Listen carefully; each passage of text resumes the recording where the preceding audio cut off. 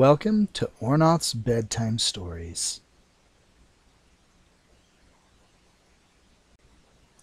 Tonight's story, When You're at the Bottom, Always Look Up.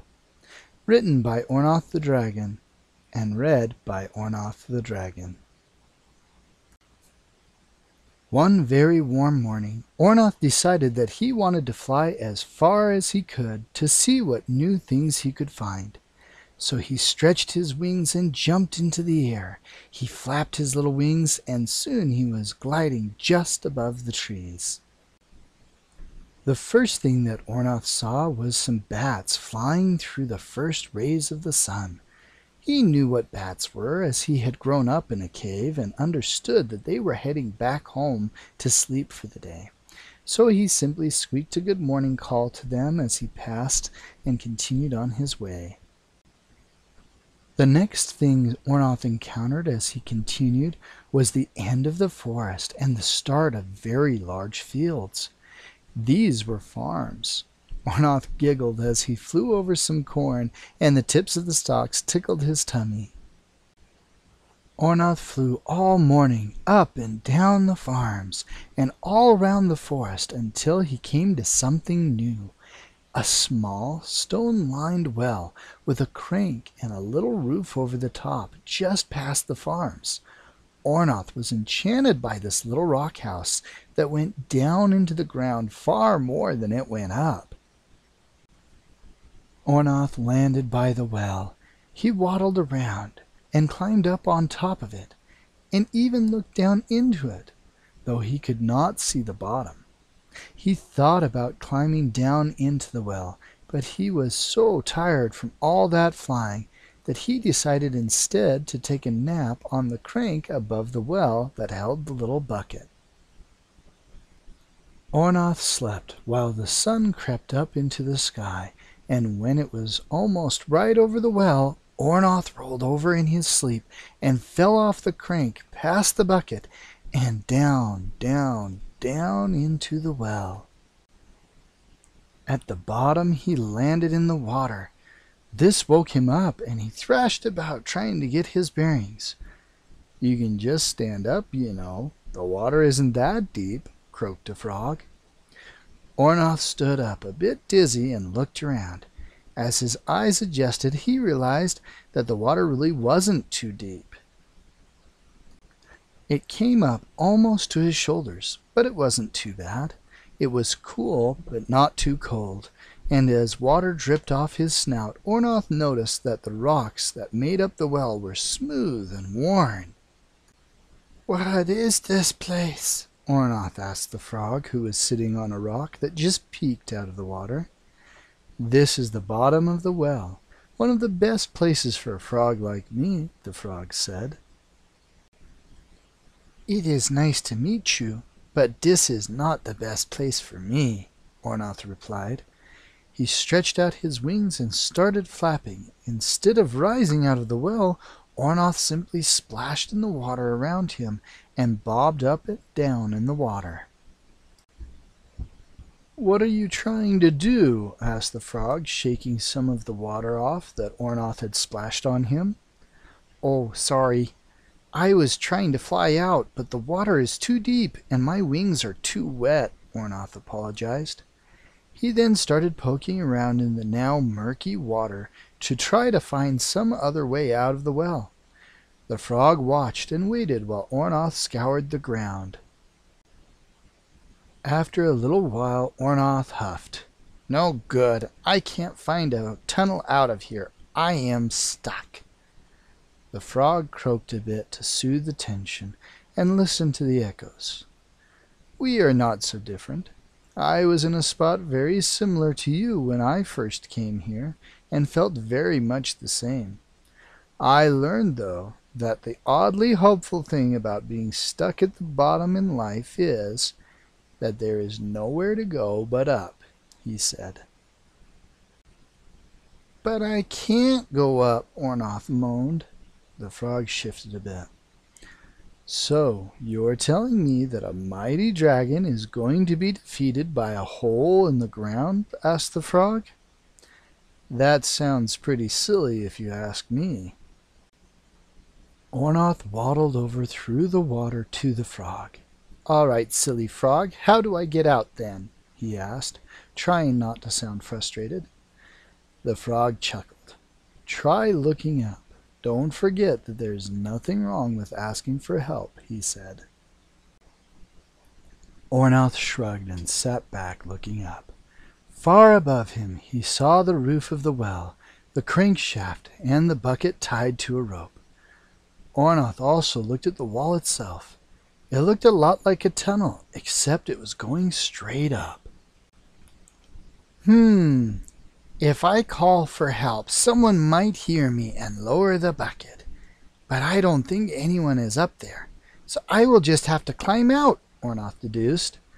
The frog sighed and jumped into the water, realizing that Orn Oth was going to take longer to leave than he had expected, and did not want to wait any longer to swim around. Orn Oth waded over to the wall of the well and started to feel along the wall for a place he could get his claws to hold on to. There was not much for him to try to use, as the walls were smooth, but he did find a few cracks to use. "Claws are good for climbing. That poor frog probably doesn't know that, or he would grow some so he could use them to climb out too," Orn Oth said to himself, as he slowly scaled up the wall. Orn Oth climbed and climbed for what seemed like forever. Eventually his little limbs started to feel heavy from being overworked, and as he got just over halfway up, he slipped, fell back down into the cool water below. "Ah, nuts!" Orn Oth said in exasperation. It was then that the frog poked his head out of the water and said, "This isn't something that you can do on your own. Sometimes you need to get a little help." Orn Oth looked up again. He realized that the frog was right. "But how are we going to get help? There isn't anyone around up there," he stated. The frog climbed up onto his rock. "There will be someone around soon," the frog reassured Orn Oth. "There is a little boy who comes by with his family to have a picnic every week, and he loves to lower the bucket down and then bring it back up. When he does, I sometimes climb in. Today when he comes, you can take my place." Orn Oth could not believe it. He had wasted a lot of time and effort when all he had to do was wait. Unfortunately, though, Orn Oth did not like waiting and started looking again for something that could keep him preoccupied. So he decided to try swimming, and no sooner had he poked his snout under the water than he found something hard and round. "What is this thing?" he asked, pulling a coin out of the water and holding it up. "That is a nickel," said the frog. "People throw them down here with all kinds of other coins, and I wish they would stop. It makes it so that bugs don't want to come down here as much, and that means less for me to eat." Orn Oth wiped the dirt off the nickel and washed it. "If I clean up the coins for you, could I keep them?" he asked, holding up the coin and watching the light gleam off of it. The frog laughed. "People make wishes when they toss those down here. Are you going to help people get what they wished for too?" Orn Oth thought about this. "I can try. Besides, shouldn't we all try to keep nature clean?" he responded. "Suit yourself, and thank you for the help, but where are you going to put them?" croaked the frog. "Oh, that's easy. I have a pouch on my tummy. I will just put the coins there until I get home," Orn Oth said, climbing up next to the frog and putting away the nickel. So the two of them worked together to clean up the rest of the bottom of the well, finding pennies, dimes, toonies, euros, and even a few yen. By the time they were done, Orn Oth could see that some water skippers had started to glide around, and some other bugs had also been stirred up out of their hiding places. Orn Oth watched with fascination as the creatures around him moved on top of the water. He was so enthralled that he almost missed it when the bucket came down. Orn Oth jumped in, and the bucket started to go up. He waved goodbye to the frog and the bugs and looked up. As he came closer and closer to the top of the well, at the top of the well, a little boy turned the crank to bring the bucket up, and once at the top, was surprised to see a little silver dragon leap out of the bucket onto the edge of the well and say, "Hello, peoples! Thank you for rescuing me." The little boy picked Orn Oth up and ran over to show his family. They were very nice and even shared some of their picnic food with him. So Orn Oth decided to tell them all about his adventure in the well, and asked if they were the ones that had thrown the coins into the well and what wishes they had.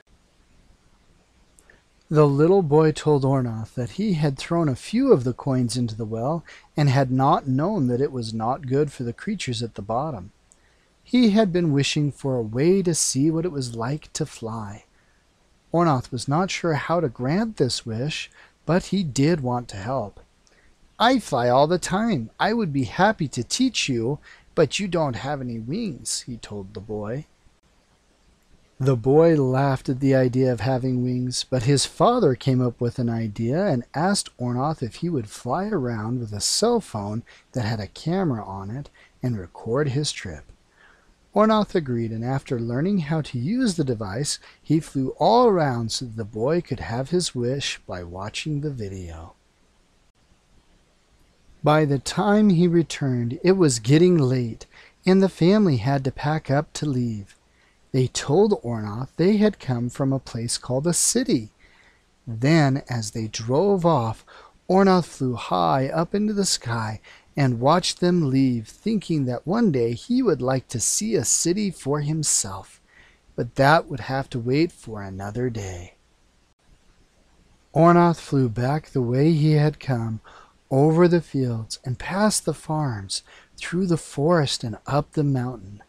Along the way, Orn Oth played a little with the bats who had started to come out as the sun set, and then he landed in front of his cave, tired and happy with the adventure that he had that day. He waddled into his cave and put the coins he had gotten into a pile.